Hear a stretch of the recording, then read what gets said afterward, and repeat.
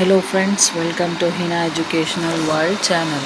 మొదటి 25 పూర్ణ సంఖ్యల సగటు ఎంత? దీనిని మనం ఒక సూత్రం వేసి చేస్తే n-1/2.